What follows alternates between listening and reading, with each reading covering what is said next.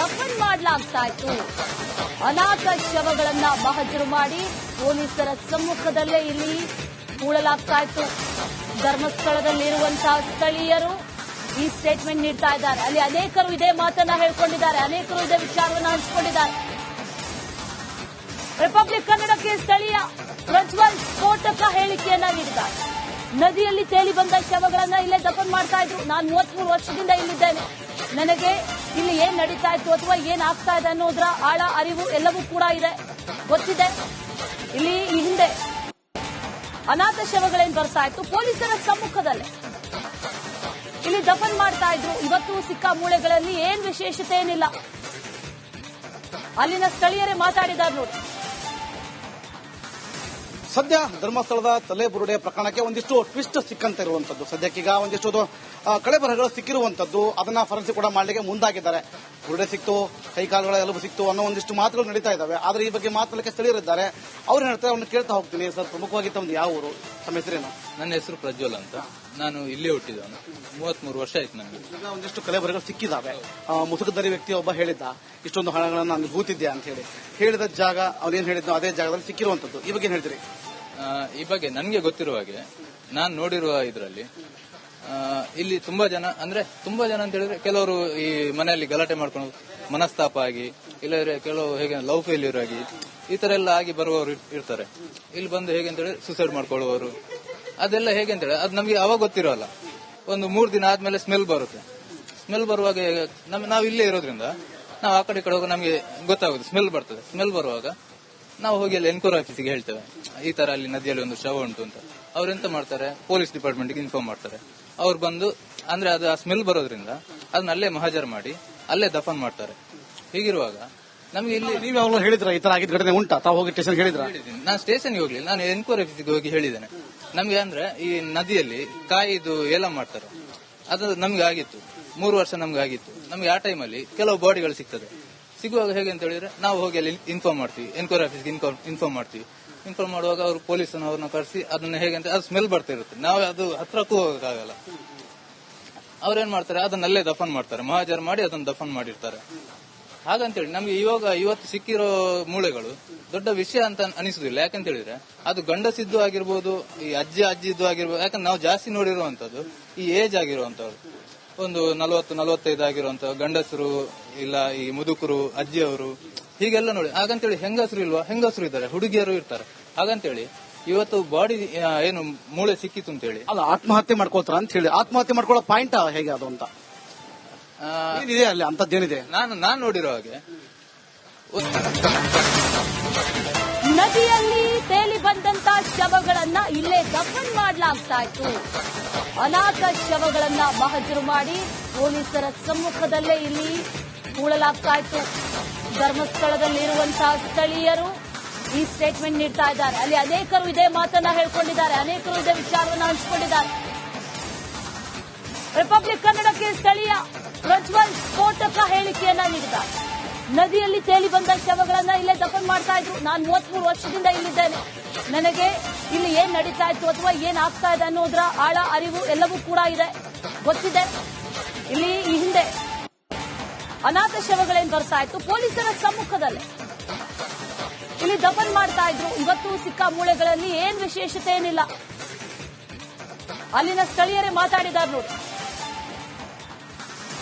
ಸದ್ಯ ಧರ್ಮಸ್ಥಳದ ತಲೆಬುರುಡೆ ಪ್ರಕರಣಕ್ಕೆ ಒಂದಿಷ್ಟು ಟ್ವಿಸ್ಟ್ ಸಿಕ್ಕಂತ ಇರುವಂತದ್ದು. ಸದ್ಯಕ್ಕೀಗ ಒಂದಿಷ್ಟು ಕಳೆಬರಹಗಳು ಸಿಕ್ಕಿರುವಂತದ್ದು. ಅದನ್ನ ಫರೆನ್ಸಿಕ್ ಕೂಡ ಮಾಡಲಿಕ್ಕೆ ಮುಂದಾಗಿದ್ದಾರೆ. ಬುರುಡೆ ಸಿಕ್ತು, ಕೈಕಾಲುಗಳ ಎಲುಬು ಸಿಕ್ತು ಅನ್ನೋ ಒಂದಿಷ್ಟು ಮಾತುಗಳು ನಡೀತಾ ಇದ್ದಾವೆ. ಆದ್ರೆ ಈ ಬಗ್ಗೆ ಮಾತನಾಡಲಿಕ್ಕೆ ಸ್ಥಳೀಯರಿದ್ದಾರೆ. ಅವ್ರು ಹೇಳ್ತಾರೆ, ಅವ್ರನ್ನ ಕೇಳ್ತಾ ಹೋಗ್ತೀನಿ. ಸರ್, ಪ್ರಮುಖವಾಗಿ ತಮ್ಮದು ಯಾವ ಊರು, ತಮ್ಮ ಹೆಸರೇನು? ನನ್ನ ಹೆಸರು ಪ್ರಜ್ವಲ್ ಅಂತ. ನಾನು ಇಲ್ಲೇ ಹುಟ್ಟಿದವನು. 33 ವರ್ಷ ಆಯ್ತು ನನಗೆ. ಈಗ ಒಂದಿಷ್ಟು ಕಲೆಬರಹಗಳು ಸಿಕ್ಕಿದಾವೆ. ಮುಸುಕುದರಿ ವ್ಯಕ್ತಿ ಒಬ್ಬ ಹೇಳಿದ್ದ, ಇಷ್ಟೊಂದು ಹಣಗಳನ್ನು ನಾನು ಹೂತಿದ್ದೆ ಅಂತ ಹೇಳಿ. ಹೇಳಿದ ಜಾಗ ಅವನೇನ್ ಹೇಳಿದ್ನೋ ಅದೇ ಜಾಗದಲ್ಲಿ ಸಿಕ್ಕಿರುವಂತದ್ದು. ಈ ಬಗ್ಗೆ ಏನ್ ಹೇಳ್ತೀರಿ? ಈ ಬಗ್ಗೆ ನನಗೆ ಗೊತ್ತಿರುವ ಹಾಗೆ, ನಾನು ನೋಡಿರುವ ಇದರಲ್ಲಿ ಇಲ್ಲಿ ತುಂಬಾ ಜನ ಅಂತ ಹೇಳಿದ್ರೆ, ಕೆಲವರು ಈ ಮನೆಯಲ್ಲಿ ಗಲಾಟೆ ಮಾಡ್ಕೊಂಡು ಮನಸ್ತಾಪ ಆಗಿ, ಇಲ್ಲದ್ರೆ ಕೆಲವು ಹೇಗೆ ಲವ್ ಫೇಲ್ಯೂರ್ ಆಗಿ ಈ ತರ ಎಲ್ಲ ಆಗಿ ಬರುವವರು ಇರ್ತಾರೆ. ಇಲ್ಲಿ ಬಂದು ಹೇಗೆ ಅಂತ ಹೇಳಿದ್ರೆ ಸೂಸೈಡ್ ಮಾಡ್ಕೊಳ್ಳುವವರು, ಅದೆಲ್ಲ ಹೇಗೆ ಅಂತ ಹೇಳಿ ಅದು ನಮಗೆ ಅವಾಗ ಗೊತ್ತಿರೋಲ್ಲ. ಒಂದು 3 ದಿನ ಆದ್ಮೇಲೆ ಸ್ಮೆಲ್ ಬರುತ್ತೆ. ಸ್ಮೆಲ್ ಬರುವಾಗ ನಾವು ಇಲ್ಲೇ ಇರೋದ್ರಿಂದ ನಾವು ಆ ಕಡೆ ಹೋಗಿ ನಮಗೆ ಗೊತ್ತಾಗುತ್ತೆ, ಸ್ಮೆಲ್ ಬರ್ತದೆ. ಸ್ಮೆಲ್ ಬರುವಾಗ ನಾವು ಹೋಗಿ ಅಲ್ಲಿ ಎನ್ಕ್ವೈರಿ ಆಫೀಸಿಗೆ ಹೇಳ್ತೇವೆ, ಈ ತರ ಅಲ್ಲಿ ನದಿಯಲ್ಲಿ ಒಂದು ಶವ ಉಂಟು ಅಂತ. ಅವ್ರೆಂತ ಮಾಡ್ತಾರೆ, ಪೊಲೀಸ್ ಡಿಪಾರ್ಟ್ಮೆಂಟ್ಗೆ ಇನ್ಫಾರ್ಮ್ ಮಾಡ್ತಾರೆ. ಅವ್ರು ಬಂದು ಅಂದ್ರೆ ಅದು ಆ ಸ್ಮೆಲ್ ಬರೋದ್ರಿಂದ ಅದನ್ನ ಅಲ್ಲೇ ಮಹಾಜರ್ ಮಾಡಿ ಅಲ್ಲೇ ದಫನ್ ಮಾಡ್ತಾರೆ. ಹೀಗಿರುವಾಗ ನಮ್ಗೆ ಇಲ್ಲಿ ನೀವು ಯಾವಾಗಲೂ ಹೇಳಿದ್ರ ಈ ತರ ಆಗಿದ್ದ ಘಟನೆ ಉಂಟಾ? ತಾವು ಹೋಗಿ ಸ್ಟೇಷನ್ ಹೇಳಿದ್ರ? ನಾನು ಸ್ಟೇಷನ್ಗೆ ಹೋಗ್ಲಿಲ್ಲ, ನಾನು ಎನ್ಕ್ವೈರಿ ಆಫೀಸಿಗೆ ಹೋಗಿ ಹೇಳಿದ್ದೇನೆ. ನಮ್ಗೆ ಅಂದ್ರೆ ಈ ನದಿಯಲ್ಲಿ ಕಾಯಿದು ಏಲ ಮಾಡ್ತಾರೆ, ಅದು ನಮ್ಗೆ ಆಗಿತ್ತು. 3 ವರ್ಷ ನಮ್ಗೆ ಆಗಿತ್ತು. ನಮ್ಗೆ ಆ ಟೈಮಲ್ಲಿ ಕೆಲವು ಬಾಡಿಗಳು ಸಿಗ್ತದೆ. ಸಿಗುವಾಗ ಹೇಗೆ ಅಂತ ಹೇಳಿದ್ರೆ ನಾವು ಹೋಗಿ ಅಲ್ಲಿ ಇನ್ಫಾರ್ಮ್ ಮಾಡ್ತೀವಿ, ಎನ್ಕ್ವೈರಿ ಆಫೀಸ್ಗೆ ಇನ್ಫಾರ್ಮ್ ಮಾಡ್ತೀವಿ.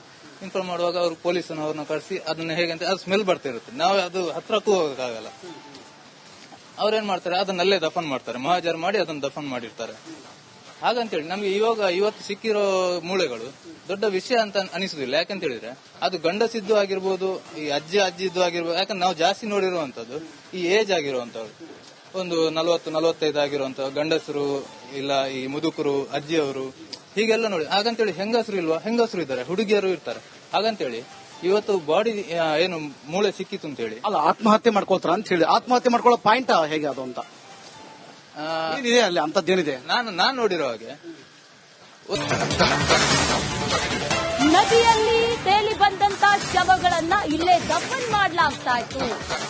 ಅನಾಥ ಶವಗಳನ್ನ ಮಹಜರು ಮಾಡಿ ಪೊಲೀಸರ ಸಮ್ಮುಖದಲ್ಲೇ ಇಲ್ಲಿ ಹೂಳಲಾಗ್ತಾ ಇತ್ತು. ಧರ್ಮಸ್ಥಳದಲ್ಲಿರುವಂತಹ ಸ್ಥಳೀಯರು ಈ ಸ್ಟೇಟ್ಮೆಂಟ್ ನೀಡ್ತಾ ಇದ್ದಾರೆ. ಅಲ್ಲಿ ಅನೇಕರು ಇದೇ ಮಾತನ್ನ ಹೇಳ್ಕೊಂಡಿದ್ದಾರೆ, ಅನೇಕರು ಇದೇ ವಿಚಾರವನ್ನು ಹಂಚಿಕೊಂಡಿದ್ದಾರೆ. ರಿಪಬ್ಲಿಕ್ ಕನ್ನಡಕ್ಕೆ ಸ್ಥಳೀಯ ಪ್ರಜ್ವಲ್ ಸ್ಫೋಟಕ ಹೇಳಿಕೆಯನ್ನ ನೀಡಿದ್ದಾರೆ. ನದಿಯಲ್ಲಿ ತೇಲಿ ಬಂದ ಶವಗಳನ್ನ ಇಲ್ಲೇ ದಫನ್ ಮಾಡ್ತಾ ಇದ್ರು. ನಾನು 33 ವರ್ಷದಿಂದ ಇಲ್ಲಿದ್ದೇನೆ.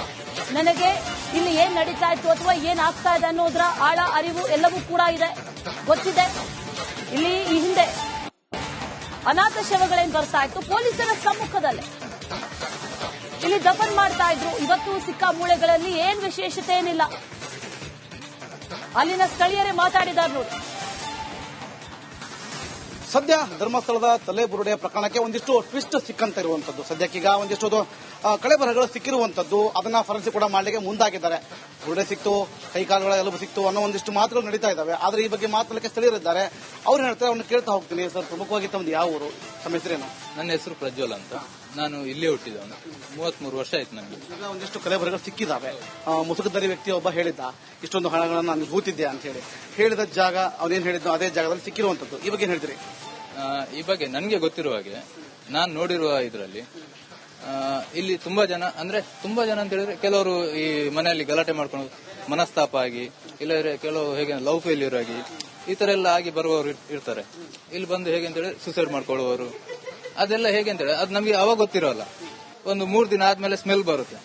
ಸ್ಮೆಲ್ ಬರುವಾಗ ನಾವು ಇಲ್ಲೇ ಇರೋದ್ರಿಂದ ನಾವು ಆ ಕಡೆ ಹೋಗಿ ನಮಗೆ ಗೊತ್ತಾಗುತ್ತೆ, ಸ್ಮೆಲ್ ಬರ್ತದೆ. ಸ್ಮೆಲ್ ಬರುವಾಗ ನಾವು ಹೋಗಿ ಅಲ್ಲಿ ಎನ್ಕ್ವೈರಿ ಆಫೀಸಿಗೆ ಹೇಳ್ತೇವೆ, ಈ ತರ ಅಲ್ಲಿ ನದಿಯಲ್ಲಿ ಒಂದು ಶವ ಉಂಟು ಅಂತ. ಅವ್ರೆಂತ ಮಾಡ್ತಾರೆ, ಪೊಲೀಸ್ ಡಿಪಾರ್ಟ್ಮೆಂಟ್ಗೆ ಇನ್ಫಾರ್ಮ್ ಮಾಡ್ತಾರೆ. ಅವ್ರು ಬಂದು ಅಂದ್ರೆ ಅದು ಆ ಸ್ಮೆಲ್ ಬರೋದ್ರಿಂದ ಅದನ್ನ ಅಲ್ಲೇ ಮಹಾಜರ್ ಮಾಡಿ ಅಲ್ಲೇ ದಫನ್ ಮಾಡ್ತಾರೆ. ಹೀಗಿರುವಾಗ ನಮ್ಗೆ ಇಲ್ಲಿ ನೀವು ಯಾವಾಗಲೂ ಹೇಳಿದ್ರ ಈ ತರ ಆಗಿದ್ದ ಘಟನೆ ಉಂಟಾ? ತಾವು ಹೋಗಿ ಸ್ಟೇಷನ್ ಹೇಳಿದ್ರ? ನಾನು ಸ್ಟೇಷನ್ಗೆ ಹೋಗ್ಲಿಲ್ಲ, ನಾನು ಎನ್ಕ್ವೈರಿ ಆಫೀಸಿಗೆ ಹೋಗಿ ಹೇಳಿದ್ದೇನೆ. ನಮ್ಗೆ ಅಂದ್ರೆ ಈ ನದಿಯಲ್ಲಿ ಕಾಯಿದು ಏಲ ಮಾಡ್ತಾರೆ, ಅದು ನಮ್ಗೆ ಆಗಿತ್ತು. 3 ವರ್ಷ ನಮ್ಗೆ ಆಗಿತ್ತು. ನಮ್ಗೆ ಆ ಟೈಮಲ್ಲಿ ಕೆಲವು ಬಾಡಿಗಳು ಸಿಗ್ತದೆ. ಸಿಗುವಾಗ ಹೇಗೆ ಅಂತ ಹೇಳಿದ್ರೆ ನಾವು ಹೋಗಿ ಅಲ್ಲಿ ಇನ್ಫಾರ್ಮ್ ಮಾಡ್ತೀವಿ, ಎನ್ಕ್ವೈರಿ ಆಫೀಸ್ಗೆ ಇನ್ಫಾರ್ಮ್ ಮಾಡ್ತೀವಿ.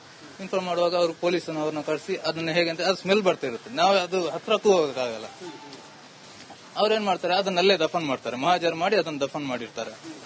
ಹಾಗಂತೇಳಿ ನಮ್ಗೆ ಇವತ್ತು ಸಿಕ್ಕಿರೋ ಮೂಳೆಗಳು ದೊಡ್ಡ ವಿಷಯ ಅಂತ ಅನಿಸುದಿಲ್ಲ. ಯಾಕಂತ ಹೇಳಿದ್ರೆ ಅದು ಗಂಡಸಿದ್ದು ಆಗಿರ್ಬೋದು, ಈ ಅಜ್ಜಿದ್ದು ಆಗಿರ್ಬೋದು. ಯಾಕಂದ್ರೆ ನಾವು ಜಾಸ್ತಿ ನೋಡಿರುವಂತದ್ದು ಈ ಏಜ್ ಆಗಿರುವಂತವ್ರು, ಒಂದು 40-45 ಆಗಿರುವಂತ ಗಂಡಸರು, ಇಲ್ಲ ಈ ಮುದುಕರು, ಅಜ್ಜಿಯವರು, ಹೀಗೆಲ್ಲ ನೋಡಿ. ಹಾಗಂತೇಳಿ ಹೆಂಗಸರು ಇಲ್ವಾ? ಹೆಂಗಸರು ಇದ್ದಾರೆ, ಹುಡುಗಿಯರು ಇರ್ತಾರೆ.